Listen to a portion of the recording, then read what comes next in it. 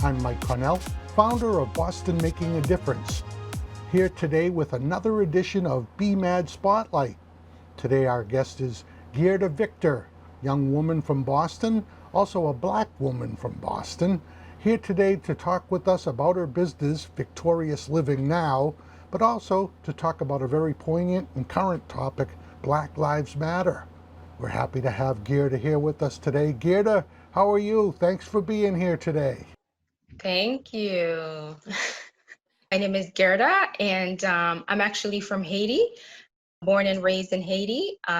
Spent the first 12 years of my life here, then moved to Boston. So did all my schooling, all my training and everything like that here in Boston. My background is very much into wellness, holistic wellness, and that has shifted now to really bringing more spiritual consciousness to the holistic and healing world and helping other healers make money in their business. That was one of the things that I realized a lot of people doing sort of like spiritual healing work. There's always this challenge of like, how do I ask people for money to do this thing? I shouldn't ask for money to do this thing.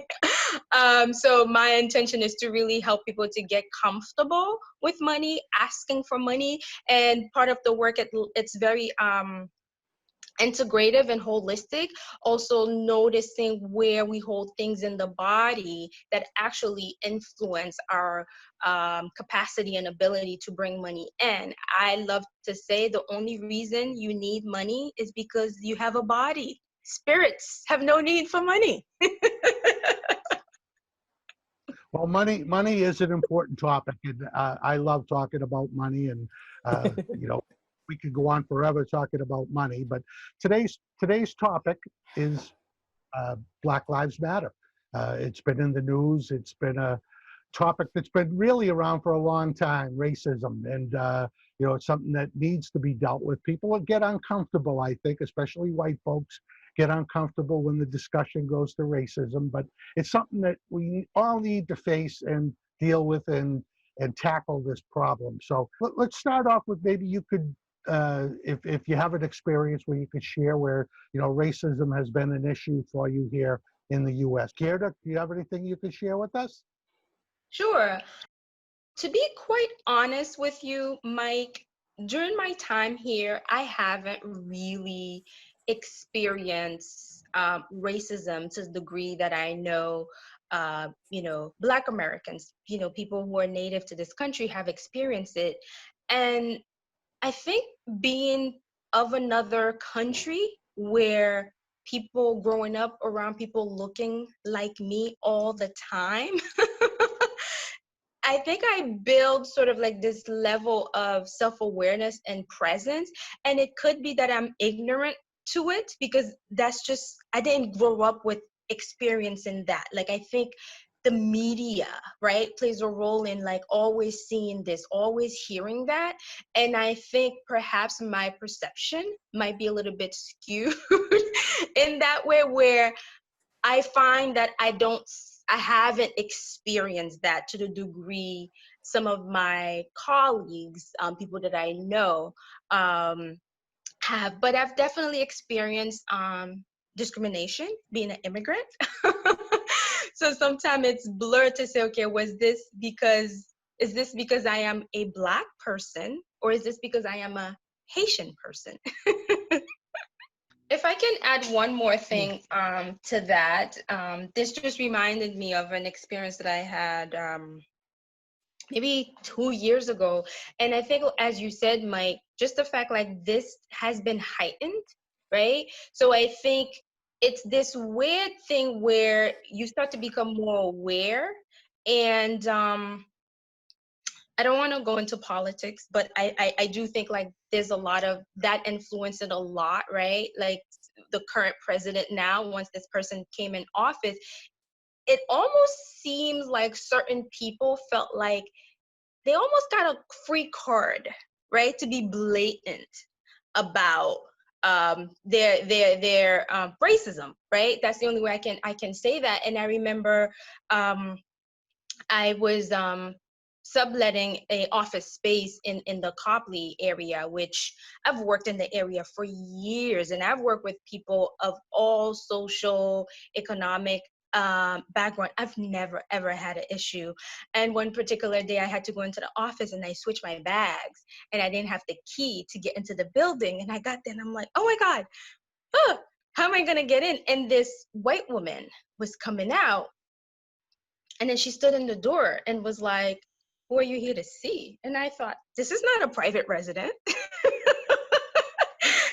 Like I mean, it's an office building. And it was so interesting. And I was like, oh, I actually, I have a space here that I see client, and I forgot and I'm like going in to explain, because again, in my mind, I'm not reading like, why are you questioning me about coming into a public building? And what really made me realize what was happening is that my client came in behind me, who happened to be a white male. And he was like, oh, yes, she's with me. I'm here to see her. And that's when she kind of looked at us both like kind of suspiciously and walked away. That's when I was like, oh, that's what that was.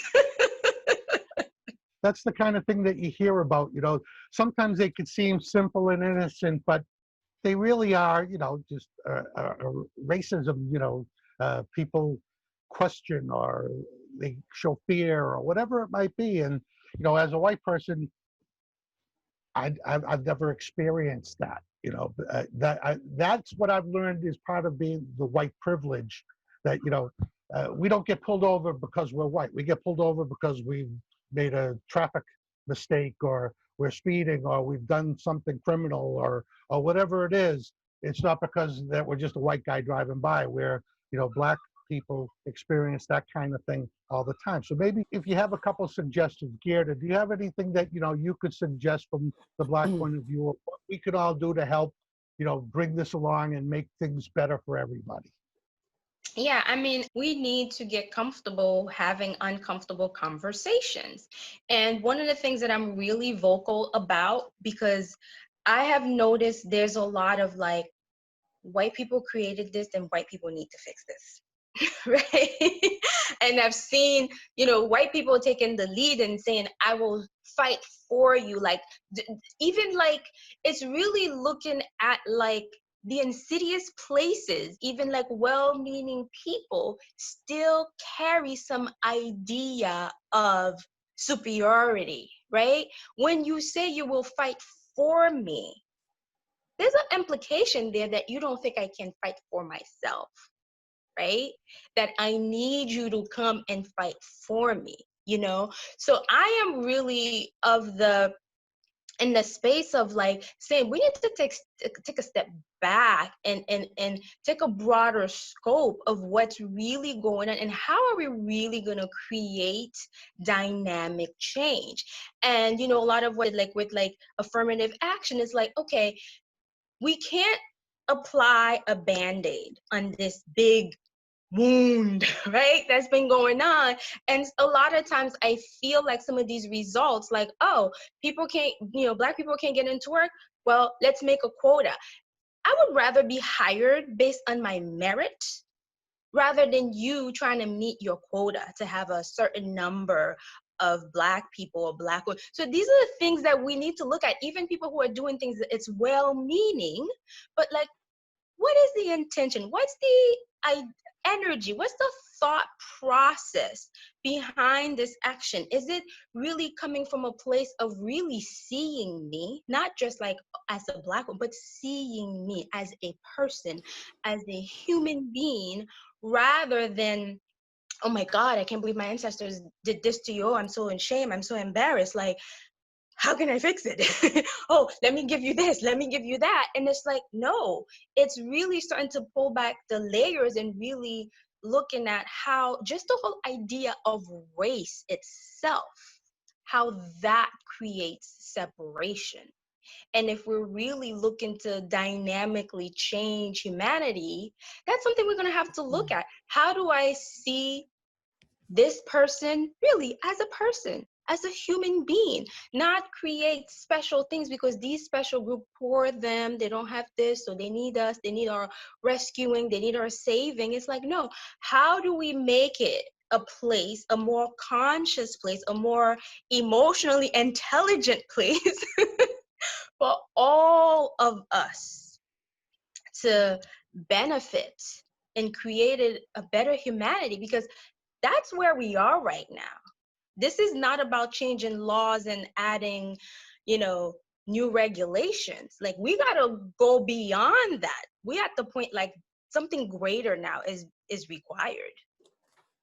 So, I'll throw out a plug for a good friend of mine, Sarah Ting. She runs a group called World Unity Inc. And her mission is, to bring us all together as humanity. That we're all in this together, that, we all look at the same sun and stars. She has a great poem called the Sun Poem, and there's a song that they have children singing called We All See the Stars. And it's beautiful to see, when you see 500 kids of all different races singing together a beautiful message. And one of Sarah's missions is to get a landmark built with this song on the wall at the landmark. And she's pushing for somewhere in Boston, and where they took down the Christopher Columbus statue, she's trying to make a push to have it built there, which would be really nice. So if you haven't met Sarah, look for her online, World Unity Inc. It's a great story, awesome. A great message. Anything else that you want to add, Guerda? Anything else you want to tell us before we wrap things up today? The last thing I would add is everyone what you said about the unity piece with your friend Cree. Like, we all need to start looking at this as really an opportunity for us to come together, and for there to be dynamic change on the collective. Each person has to look at themselves. Where am I holding prejudice that I'm not aware of? Like, really do that self inquiry and looking at, not even looking at like, okay, how am I, Michael, a white man, can, offer change in this space, but is how is Michael, what kind of world does Michael, the being, desires to live in? And allowing that to be the guidance from which you take action, rather than like I said, to run to save, and really looking at like, where are you holding personal biases? Because we all have them. It's not just, we all have them. So we all are responsible for that. I'm responsible to look at where every time I come into a space of disagreement with a white person, and I'm quick to say it's racism when it's really not. You know what I mean? So we all get to look at like, where are we quick to judge something just from the snapshot?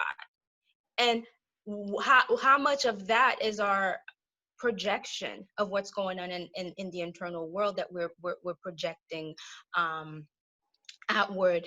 And it's also looking at every person, because Black people, we tend to be put together in a group. This is how Black people feel. This is the Black experience. Every single Black person, and I'm not saying this from being from another country, but every Black person experiences the Black experience differently based on their family dynamics, based on the neighborhood that they grew up in. So yes, we want to look at this because we seeing, this issue's been going on in this country for a long time, but it's also notice one-on-one the interaction, the experience you're having with the being in front of you. And I think it's more important to connect in that way, everyone doing the internal world, the internal work, and then let that radiate out to affect the collective. Very well said. Thank you so much. This is a discussion that we're, all going to have and get, comfortable with being uncomfortable. We've got to have dialogue and move forward.